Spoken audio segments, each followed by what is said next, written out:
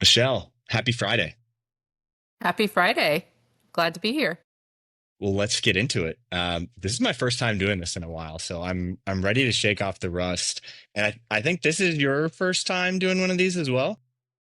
It is. Yeah, this is my first ever video podcast, whatever you want to call it. I worked in innovation for many, many, many years and was asked to do many of these, but often declined because I just felt uncomfortable with what do we want to call those non-disclosure agreements Yeah, I or mean, when you're working for a company as big as Gallo, sometimes you got to keep a closed lid. Like it was like that for me when I was at Disney. They were like, any press opportunities, got to give it to the professionals.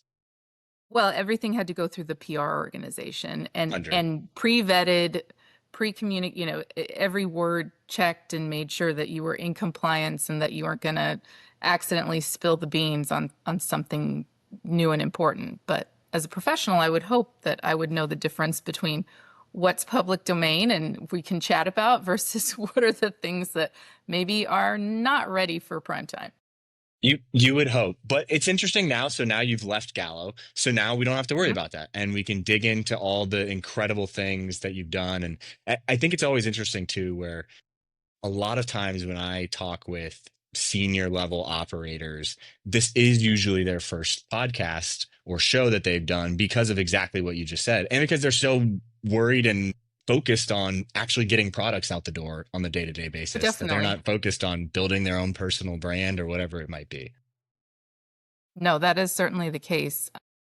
The last role I had at Gallo, we were pushing through an average on a quarterly basis about 100 different new product initiatives, trying to get about 75 into market each year. So it was a Insane. busy, large load. Well, I can't wait to get into that. But let's start with this. So, for the last Sure. decade or so, you've had innovation in your title.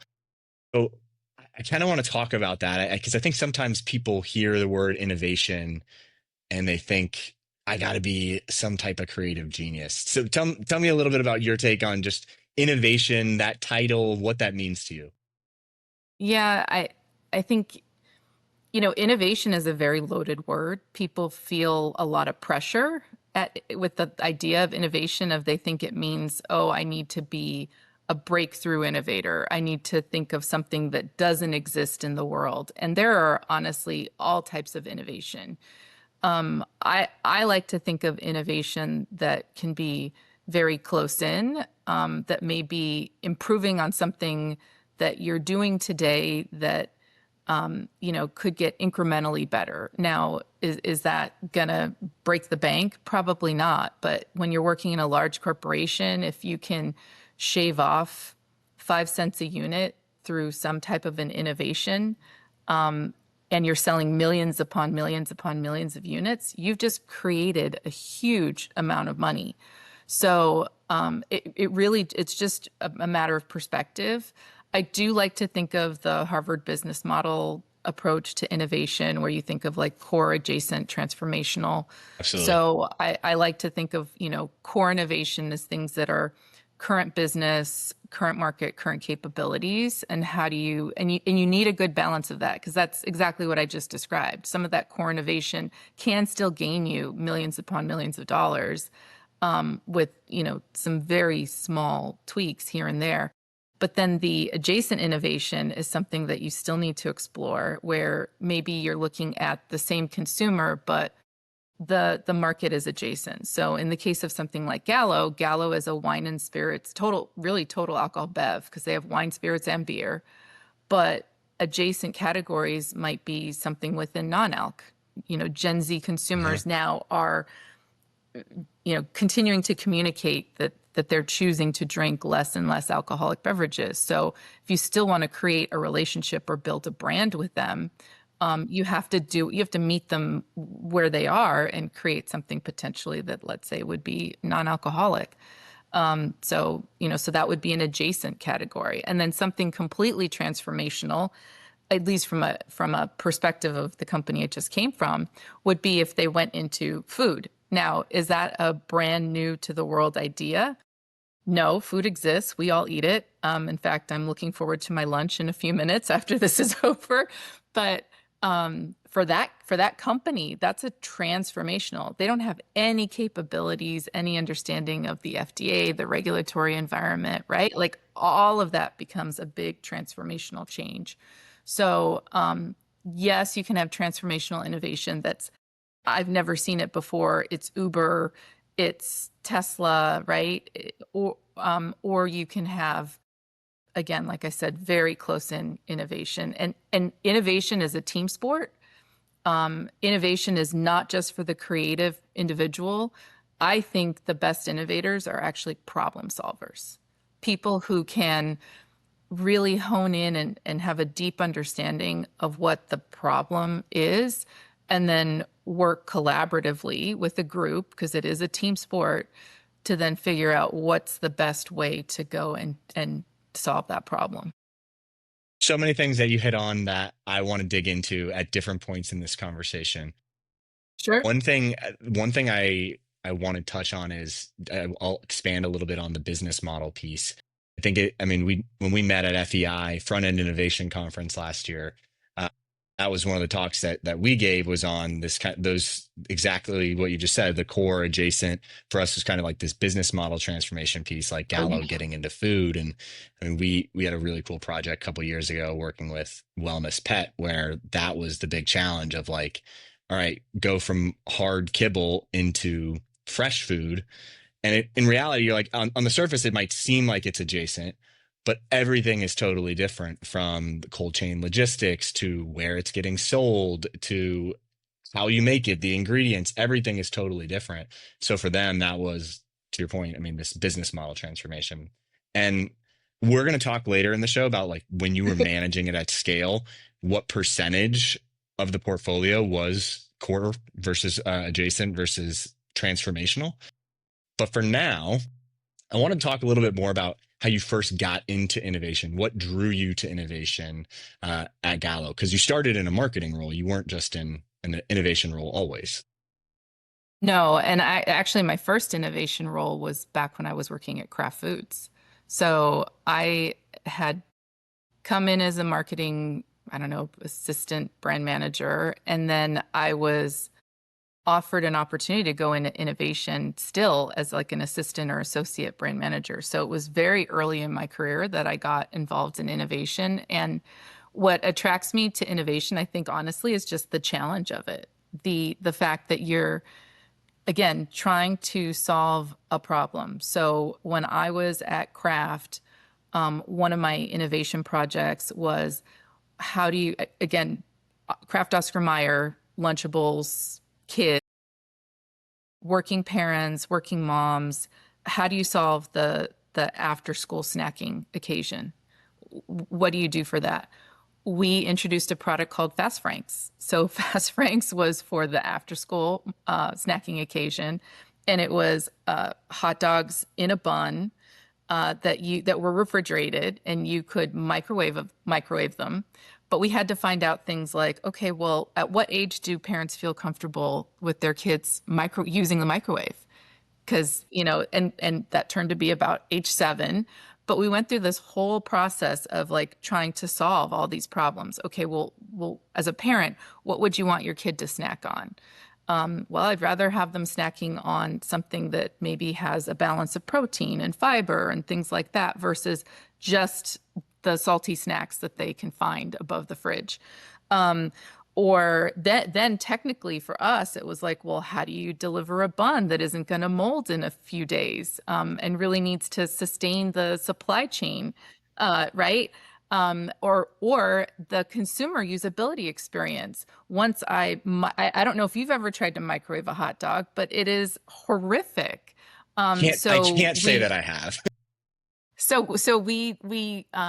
well, in a bun even, right? Let me A hot rephrase. I dog haven't tried to already in a microwave it with bun. a bun. A regular hot dog for Yeah, sure. I've tried to microwave. yeah.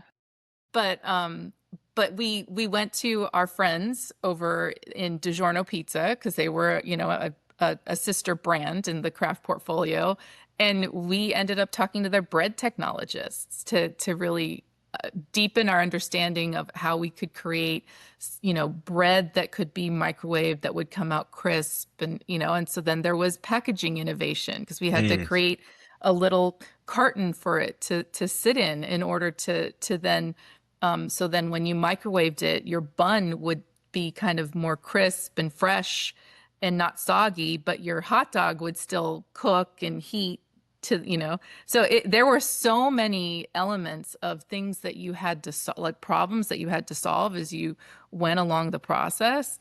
I've just always been fascinated with that experience, and it changes for every brand because then once I got into once I came to Gallo and I did go move past my like marketing rotation. There it was about creating new brands. So I used, I would get on an airplane and people, you sit next to somebody, a stranger, and they're like, "Oh, what do you do for a living?" And I'm like, "Well, I create new wine and spirits brands." And they'd be fascinated. They're like, "Wow, that must be such a cool job." And I'm like, "I know we need another wine brand, like we need another hole in the head because it's already so confusing." But Fair. that was what I said. And it's a mystery that there are still gaps in the portfolio when it comes to branding, product differentiation, product style. There's still no sweet, really sweet, expensive brands of wine other than like your dessert wines. But like if you Interesting. think about, like sweet wines, everybody thinks of Moscato and, it's a $5 bottle of wine. Yes, you have a Moscato d'Aste from Italy that, some of those are more expensive, but there's a whole category of products up, of product style that doesn't exist above like a $10 price point. So there still were a lot of gaps and there was still a lot to explore within that space. And you just have to be curious. You have to be intellectually curious. You have to be passionate. I mean, all of that is really important in order to help drive you to want to continue to explore and innovate and try new ideas and try new concepts and try new approaches. Yeah, I think ultimately that is what innovation is about, to your point. And I have tons of questions now into like your actual process for how you did those. Because there's Sure. so many different ways as well that you can go and explore these spaces. But I am curious, okay, so your role at Kraft versus your first innovation role at Gallo. From my Hmm. understanding, your first innovation role at Gallo was a little bit more on that like early front end innovation, exploring the white space. But from what you just described at Kraft, it almost seemed like you were at different points in the innovation process from exploring the white space to concept testing and Oh validation. Is yeah. that, I mean, tell me a little bit about those differences and how that was kind of structured. So the innovation role I had at Kraft was very much about pursuing, I would say, adjacent innovation within our existing brands. So we already had existing brand equity in like Oscar Mayer hot dogs or Oscar Mayer Lunchables.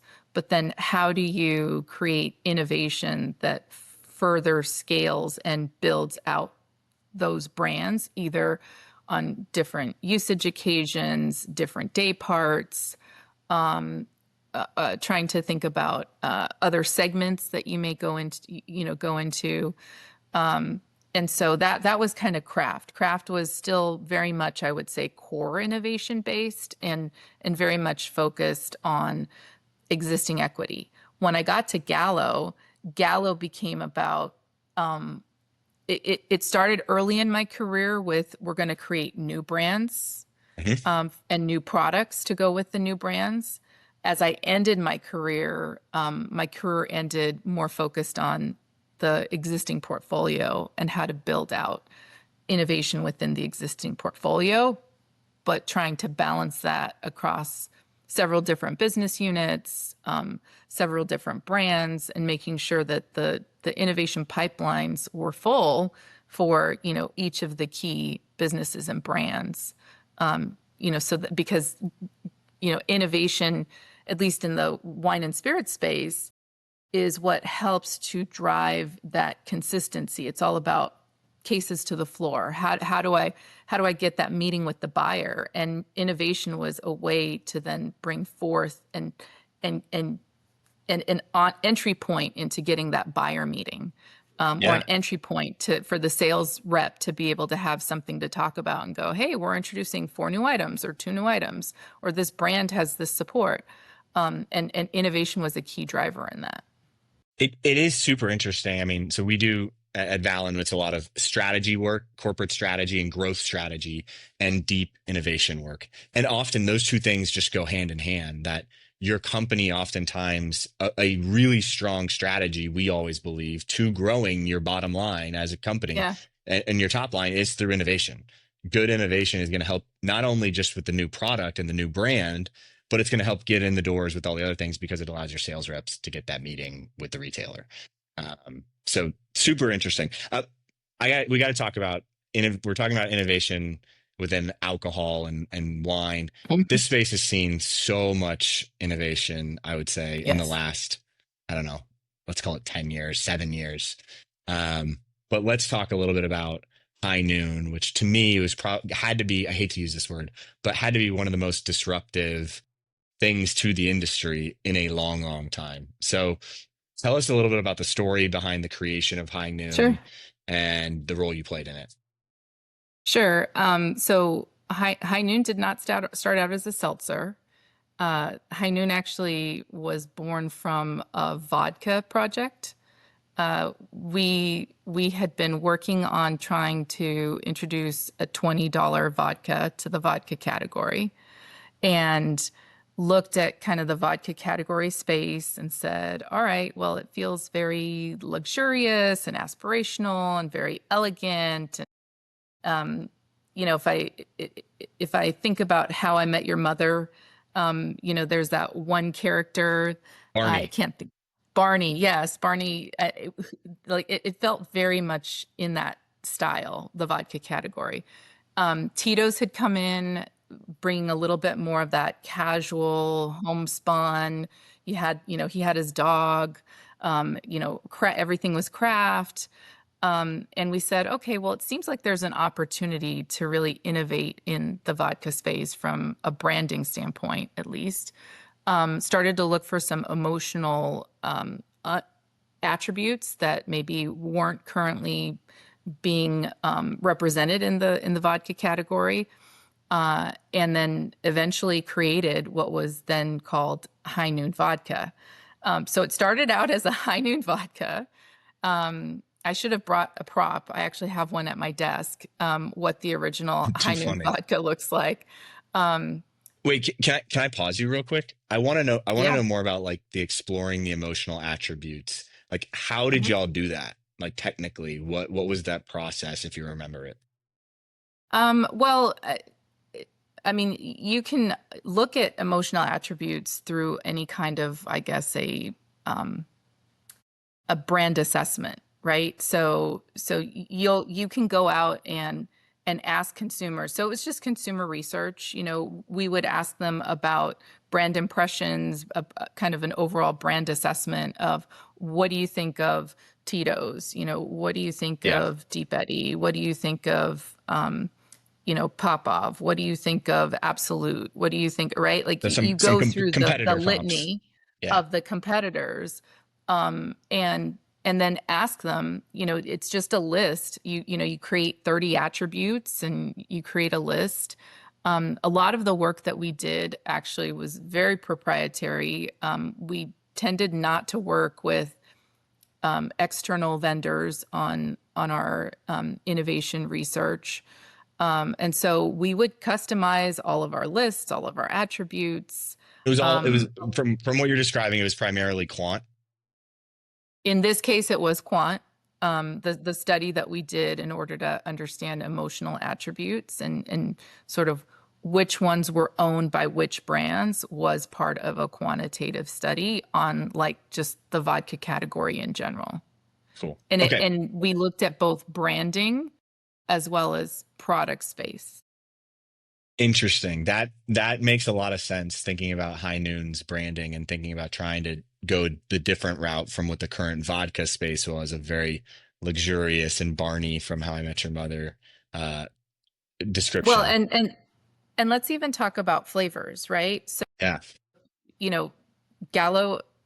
owns and still has a very big brand called New Amsterdam that has a proliferation of vodka flavors. This is probably like early 2010s, where, I mean, vodka flavors were just exploding. Everybody was drinking flavored vodka at the time. Uh, but the flavored vodka was clear with the flavor expressed just through the essence of it, right, in the glass. With High Noon, when we did the flavors for High Noon, we said, you know what, this is about authenticity, it's about being real. So we said we want real ingredients, we want real juice. So we Mm. actually put real juice in our grapefruit flavored vodka, we put real juice in our lemon flavored vodka. And so that was one of the points of difference that we felt would help carry us. Now, lo and behold, you fast forward, right? So I think of the High Noon vodka as the MVP for what eventually became High Noon Seltzer. That's the all those attributes of what was created in the vodka carried forward. So real juice, vodka base, which again, when you think about High Noon as the seltzer, what it Hmm. is today, Hmm. that whole category space was all malt. So Correct. now you came in and you were disruptive by having a vodka base. The vodka base created a much cleaner starting Absolutely. point. Everybody who has a malt product, malt flavored product, if you taste that product, you can always taste the malt characteristic in it. The beauty of the vodka base is that it created a much sort of cleaner starting point. And so between the juice and the flavors, it tasted fresher, it tasted more natural. It was more true to fruit in terms of the experience that you were getting. And that's really, I think, what created the unique headwind for High Noon was it was very different in flavor and characteristic from a branding standpoint. All of the seltzers at that point were very focused on females toward and positioned toward females, whereas High Noon came in and it was when we did all of the research, going back to the logistics of the research, in creating the High Noon vodka, we did 3 market panels in San Diego, Chicago, and Denver, all men ages 21 to 29. So Oh, we so had very we had specific. Yeah. so we co-created High Noon with like 20-year-old men, basically, in these 3 markets. We started with, okay, well, what's the brand story for this, for High Noon? Then we went to brand positioning. Then we talked to them about messaging, what type of messaging. We showed them ad seps of what the advertisements could look like. We sent them product so that they could taste and experiment and, experience and this is all for the vodka, what the vodka was going to taste like. Then we would do it, we would come in market at the very end. We threw kind of like a launch party. We even Hmm. mimicked what a launch party would look like at the very end. So we had them engaged from September through May in these like co-creation cohorts in 3 different markets. And at the very end of May, we kind of threw what would essentially be a launch party in order to get their feedback on what's the best way to communicate, how do we gain interest. We mixed up a bunch of different cocktails and, in order to understand, which types of cocktails were driving interest. All of Hmm. that was to prepare us to then go into just a test market, not even a national launch, just a test market. It, it's so interesting. I was able to help launch a canned cocktail brand here in Cincinnati with a local company. Um, and I kind of came into the project after it had already got kickstarted, and I was like, "Hey, like, well, let's see where, what was the consumer research?" And they were like, "Well, we totally just skipped all that." I was like, "What do you mean you Wow. skipped all that?" And so obviously, like they have stayed pretty regional because to your point, I mean, y'all ran, you said from September to May, same group of guys in these different cities, Yes. y'all co-created with over 6+ months, 9 months. Yes. And it wasn't Yes. a 2 hour focus group, which even that No. I feel like is some people are like, ah, that's a lot. I just want to run No. an AI quant study. And you're like, no, if you're going to really create a new brand or a new product, it takes a lot of deep consumer work like this. That's incredible that y'all ran it for that long. I love that depth. Well, and we had kind of, so I worked with our primary researcher and I created a schedule. It was basically like a content calendar. Like if you were running your own, social media, like, okay, this week we're going to do this and next week we're going to do that. And so we laid out a calendar and made sure that we were connecting with our cohorts at least once a week. So sometimes we would ask them to post, we would give them a question and they would have to respond in like a blog or in written form. Other times we were doing like this, like even though we weren't in market, we would do video interviews with maybe 2-on-1, 3-on-1. We'd get them together and do like a little mini online focus group. And then we committed to at least touching base with them in person. I want to say on a cadence about once every 4 to 6 weeks so that, we would have these like big in-person group events. And again, structured stimulus around each engagement in order to continue to develop and create the brand. That type of consumer work to me is my favorite. Like that is how you get really deep, rich insights that then you can actually create brands that'll stand out from the competitors. I, I love it. Um, Good. all right. Any other fun high noon behind the scenes? I do want to talk about the rest of your time at Gallo when you were doing some totally different work. You couldn't go to this depth. So I'll pause there. Any other high noon fun stories that you want to share before we move into that? About the creation, uh, probably the only other sort of fun story I have about High Noon and its creation was we did have to create a whole new bottle for High Noon. So the original High Noon vodka came in a flip top bottle, like the Grolsch, like it had like a Grolsch top. Interesting. I wish I Yeah. left it upstairs. I wish I brought it so you could see it. How did you But decide not to do that? well, I mean, we did. We launched it with a Grolsch type flip top, and so there was only one co-manufacturer who had the production capability of being able to do that, and we had to go out, seek, find them, convince them to do business with us. They fortunately introduced us to their glass manufacturer.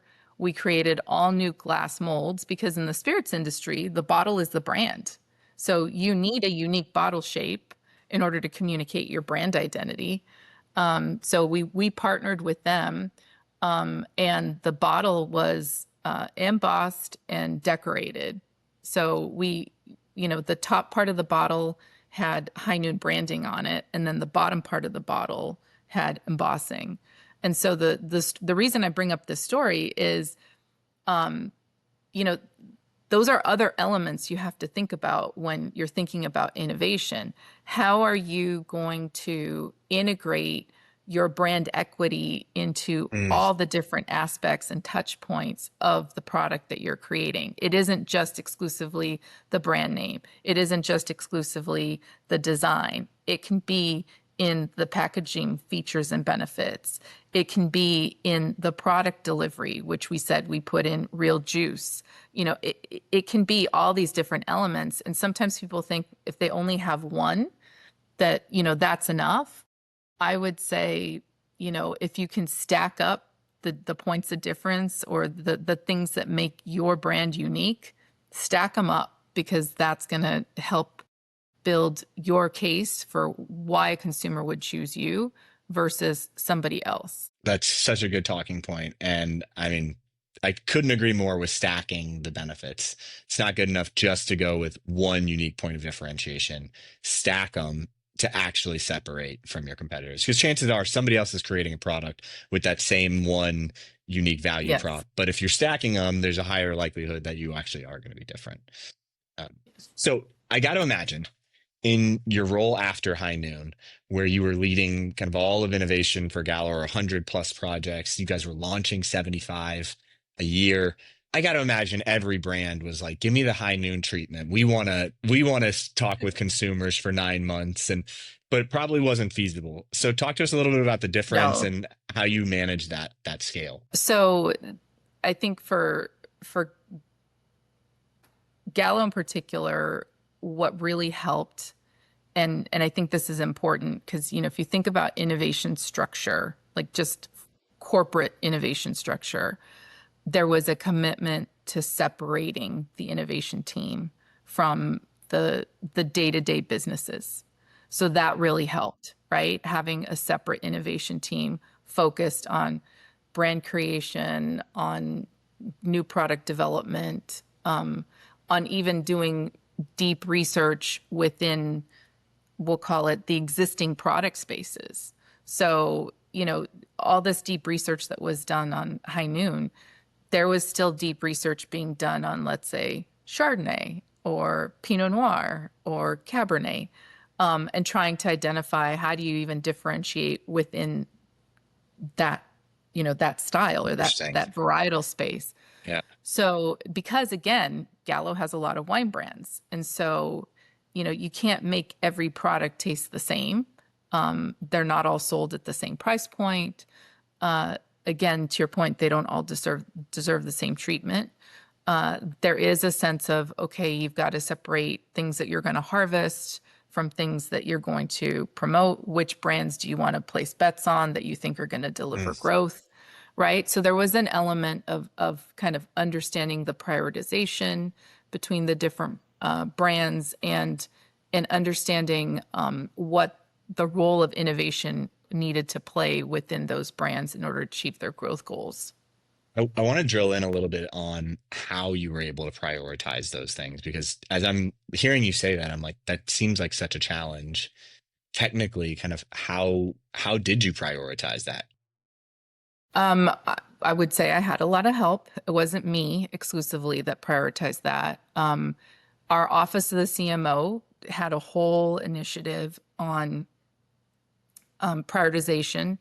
It was more focused on marketing resources, right? Like from a marketing standpoint, okay, well, who's going to get time with social media and who's going to get advertising dollars and who's going to, but we adopted that same model for innovation, as a means of saying, okay, so these brands have been placed in kind of different categories. But again, it just came back down to what is the role of innovation. If you were a growth brand, Barefoot, Black Box, High Noon, then your prioritization work was absolutely prioritized.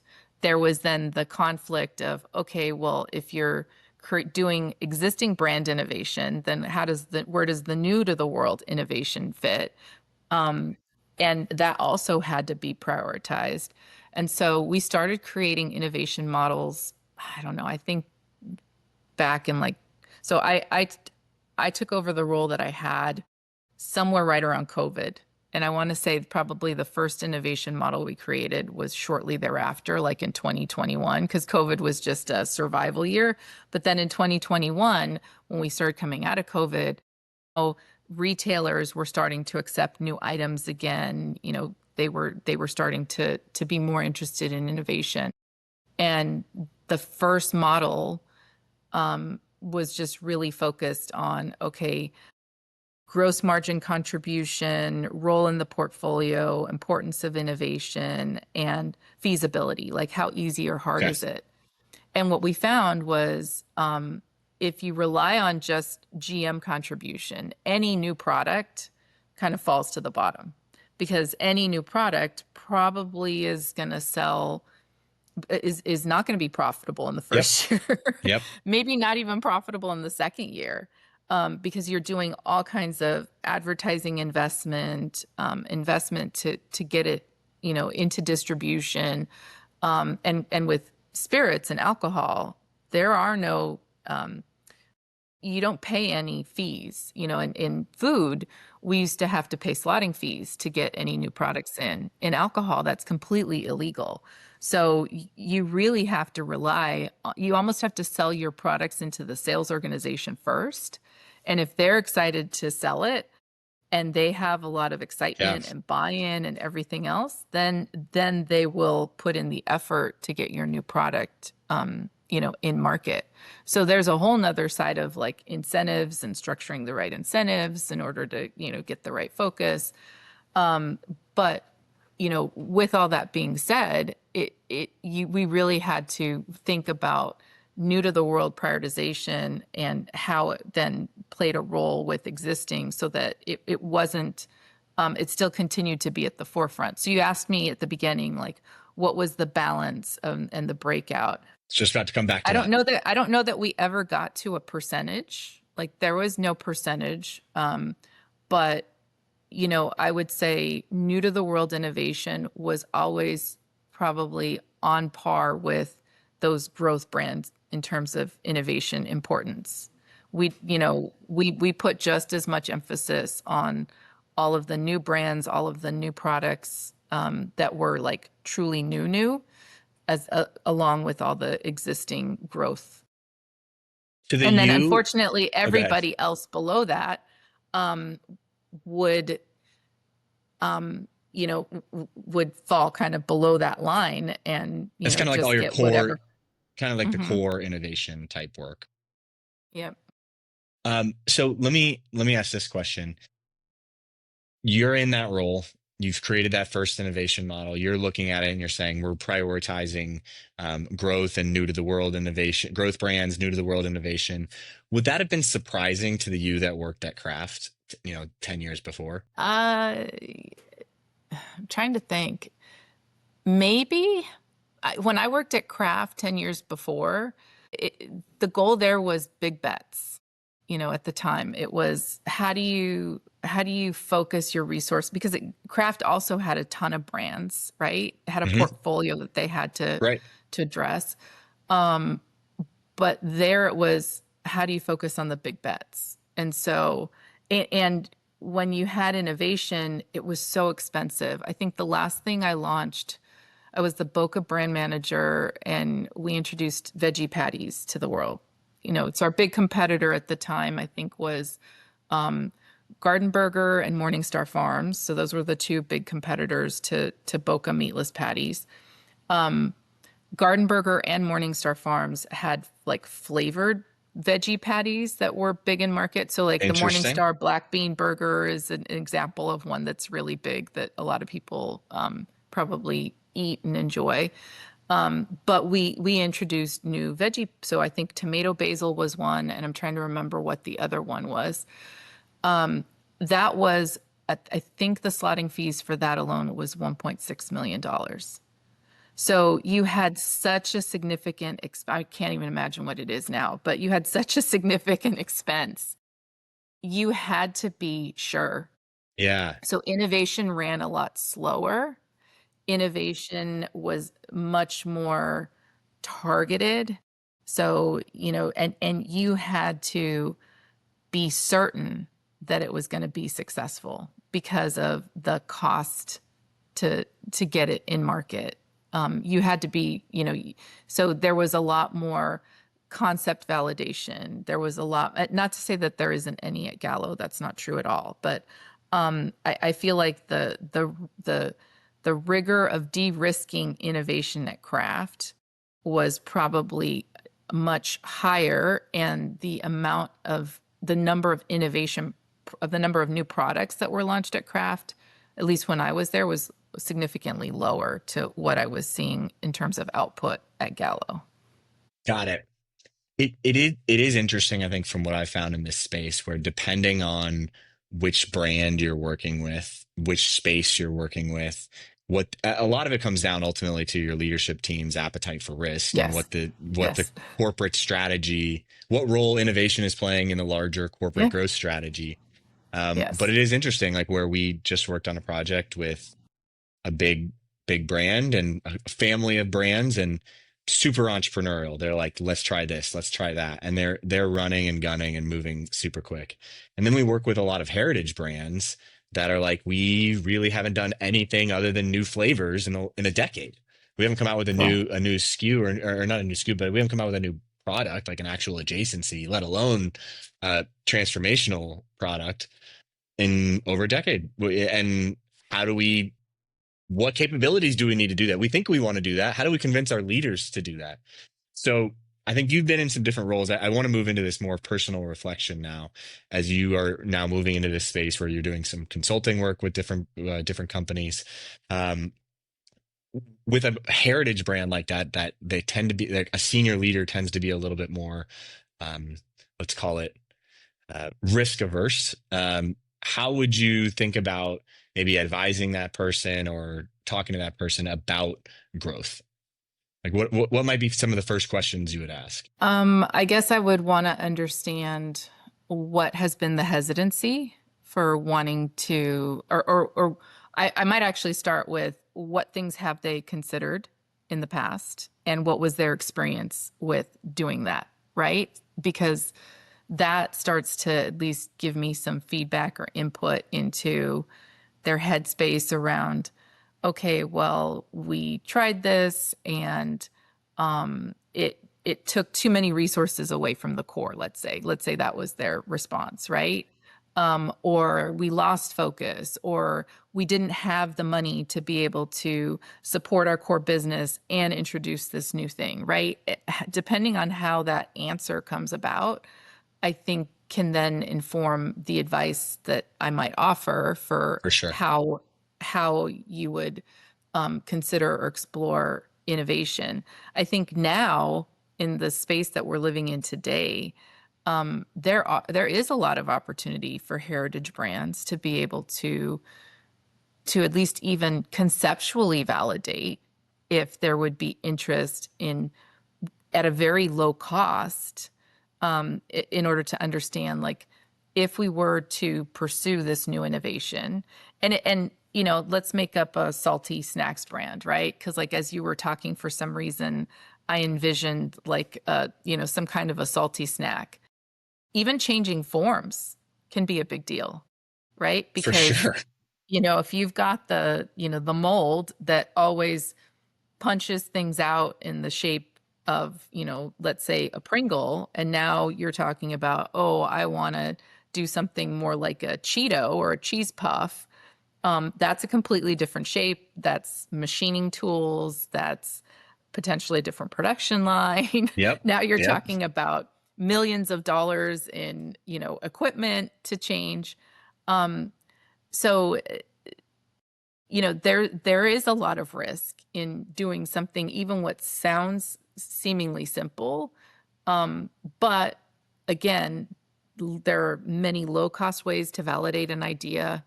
You can work with co-manufacturers until you get to a point where you feel like you can scale or that you've reached an understanding of the potential of what your new product is that would allow you to then say, okay, I now see the potential. It makes sense to make the investment in order to build our own capabilities in this space. That was the one thing that I said I think Kraft was really good at. Kraft was really good at leveraging co-manufacturing Yeah, as absolutely. a means to explore new products, new categories, new areas. It's an absolute, like for us, we talk about it as like almost renting, right? Like Mhm. if we talk about it in growth strategy where it's kind of like rent, make, buy, or like different ways to grow. Do I license something, right? Do I make something new? Do I just acquire a company that's already doing it? And I think about co-manning as like almost a way of renting it. You're like, we're renting this capability to test it out. We'll see if it works. We're not putting the full cost in of building a whole new plant or whatever it might be. Um, Yep. well, I want to hit on something. So if I am one of these brands and my senior leader has said, "Hey, we want to start focusing more on innovation," and it's not something that we've really done in the past, uh, how have you seen successful leaders really kind of create space for through kind of innovation, if you will? What have successful leaders done that you've seen to create successful innovation? The thing that I think I've seen most is the commitment to want to innovate What does because that mean? Yeah. Like, how um does that commitment and by manifest? to me the commitment manifests in dedicating the resources toward it, whether that's financial or people, right? Which ends up being financial in the end, Yeah. but Yeah. but it's really hard to innovate when you have a day job, right? And so I think what I've seen in terms of successful innovation structures is when you're not asked to, if you're I've been in a marketing manager role before. So, let's go back to when I was a marketing manager. I would be responsible for identifying productivity initiatives. I would be responsible for creating my marketing plan. I would be responsible for managing all of the agencies, my advertising agency, my digital agency, my PR agency, my social media agency, right? All of these different teams that were specialists in their areas for a reason.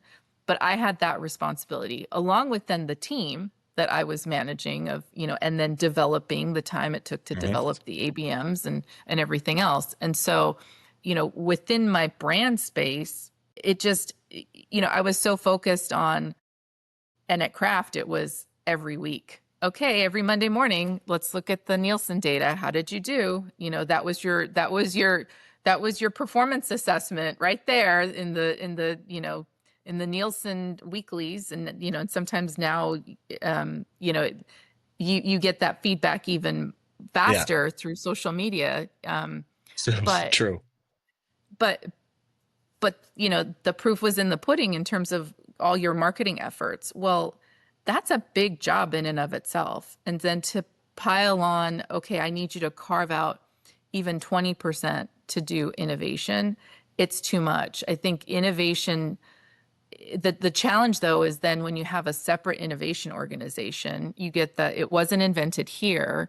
And so you have to create that synergistic partnership of making sure that the people and the folks that you're creating the innovation for are natural partners in your team and are collaborating with you along the way. Because if they're not collaborative partners, if you're not bringing them along with you, then they're going to have no interest in nurturing this thing you created. I used to tell people that I'm a surrogate mother, and they're like, "What do you mean you're a surrogate mother?" I'm like, "Well, I have this, I'm creating this innovation baby, and it takes me anywhere between 9 and 18 months to create." And then once it's done, I don't own that anymore. I'm giving it to somebody else, and I'm empowering you and hoping that you will nurture my new product baby as best as possible, so that it thrives and survives in this world. And so you do have to make sure that you have that buy-in. So from an innovation structure standpoint, again, I think having dedicated innovation resources, separate budgets even to support the consumer research or test marketing, for that, I think but it requires then a high level of commitment from your senior leaders to innovation being a key part of your business investment, because it is a business Absolutely. investment.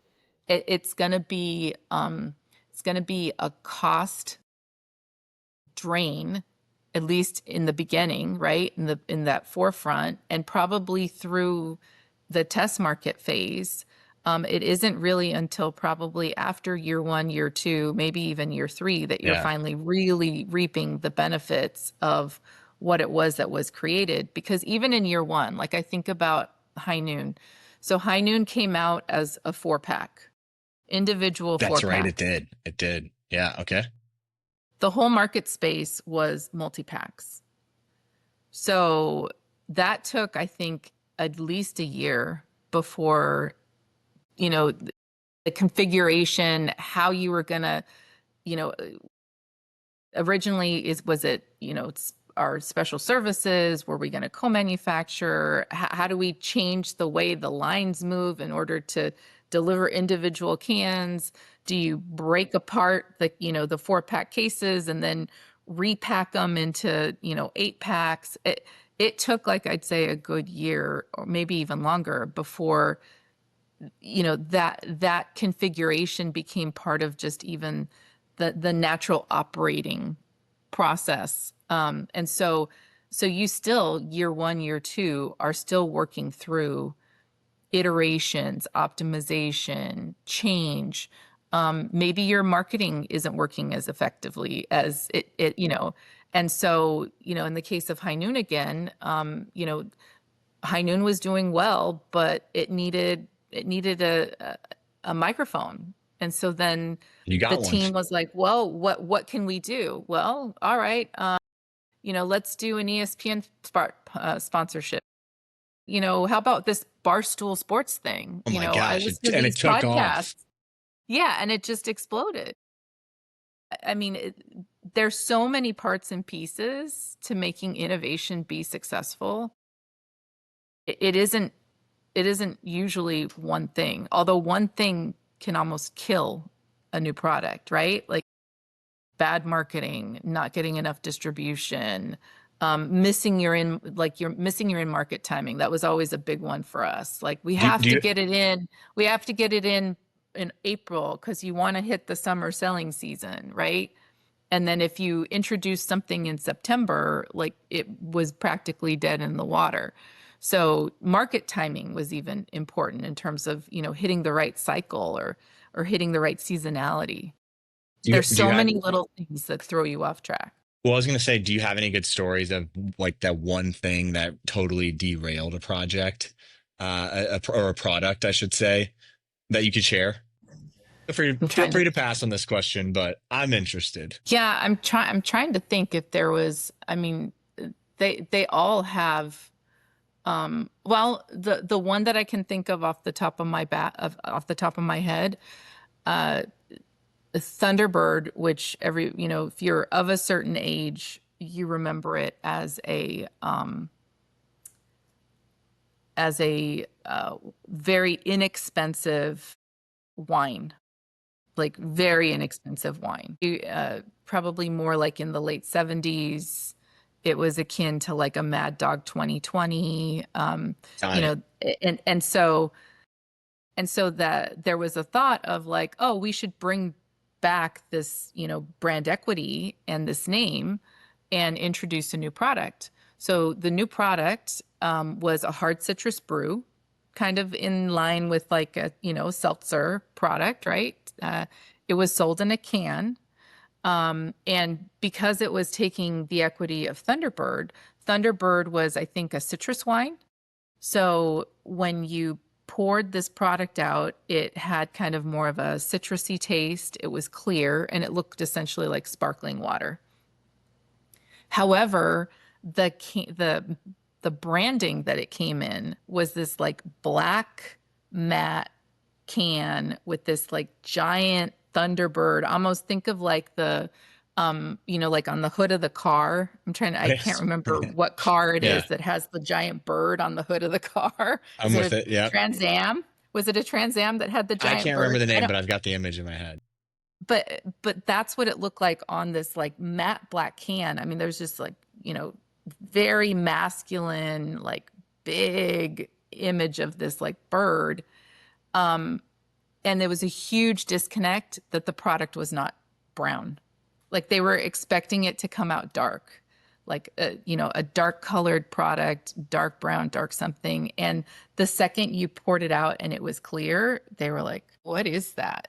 Like that Interesting. that that does not fit. And that was like the one thing. I mean, I'm sure there were other things that maybe, didn't lead to its success, but I just remember It was that the was the biggest. one Yeah. that was the like biggest disconnect for consumers was when they poured it out, they were expecting the product to be darker. So interesting. Going back to product delivery or the experience on the consumer side, that can totally impact. Forget about how good it tastes or not. There's Yeah, so many points in that consumer journey that a deep emotion can throw the whole thing off. Um, well, Michelle, any final words? It's been great hanging out with you, getting to talk with you and unpack some stories. Any final words of advice? If you could, let's do it this way. If you could have a billboard at Front End Innovation Conference that we met at, and talk to that kind of audience, is there any billboard or parting words you'd leave them with? I would say just stay curious. One of the things that used to drive my family crazy is whatever category I'm in, whatever, so when I was working at Kraft, it was food. When I got to Gallo, it was wine. They hated shopping with me because, I would, every time I was in where my consumers were, I would immerse myself in their consumer Yep. experience as opposed Yep. to my own. And so, I'd be in the aisles looking at, new food products, or I'd be in the wine section watching how somebody's shopping the wine aisle, and seeing like, okay, well, where are they having trouble? Where are they being, what are they looking at first? What's catching their attention? What's drawing their eye? So I feel like having this curiosity or desire to really understand what your consumer experience is going through, what your whether your clients, your consumers, I mean, if you're in a service industry, right? It's like that user experience and just getting to know them at a in a deep level and having high empathy, I think can lead to really good innovation, because then again, it goes back to what's the problem I'm trying to solve. Um, you know, Most people already have a solution to the thing that they're doing, right? Whether it's just a question of, is your thing going to be interesting or important enough to cause them to switch the behavior that they're currently doing in order to adopt your new thing. And so that's a high hurdle. Like nobody likes to change. And so it's got to be really good. You have to create something that's really relevant or really interesting or adds significant convenience, or right. It's got to be something that they find value in to then be willing to change their behavior to adopt you. And so, you know, that again, that curiosity, that sense of what the consumer experience is, I think is really important to be successful in innovation. I could not agree more. So this has been a great last hour for me, hopefully for you as well.